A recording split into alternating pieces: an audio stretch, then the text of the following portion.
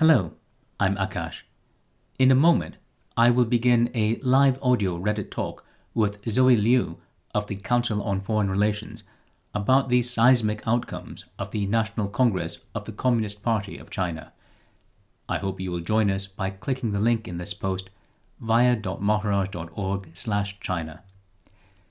The National Congress is the Communist Party of China's supreme body. It meets only once every 5 years.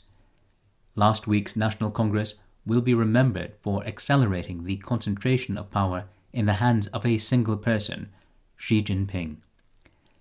Xi was elected to an extraordinary third consecutive term as the Communist Party's Secretary General and thus of necessity China's president and paramount leader.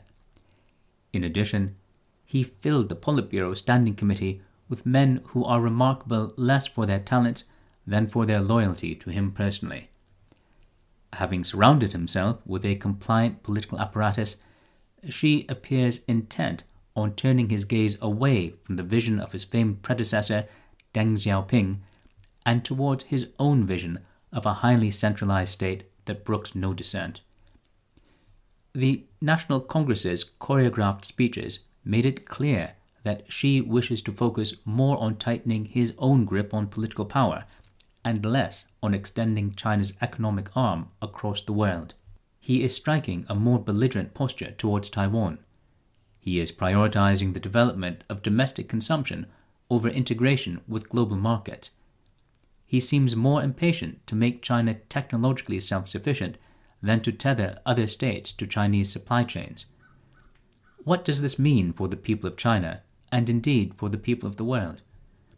Will privileging politics over economics lead Xi into political and military adventurism that might make his country poorer and the world more fragile? Can China's domestic markets supply the activity necessary to keep the Chinese economy afloat, especially as its population ages, its debt balloons, and its property markets groan? And if the answer is no, will that imperil the global economy?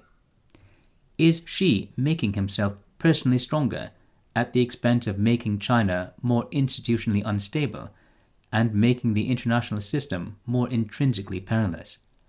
I am delighted to welcome Zoe Liu to discuss these and other questions. She is a Fellow for International Political Economy at the Council on Foreign Relations. She focuses on international political economy, global financial markets, sovereign wealth funds, supply chains of critical minerals, development finance, emerging markets, energy and climate change policy, and East Asia-Middle East relations. I hope you will join us at via.maharaj.org/China.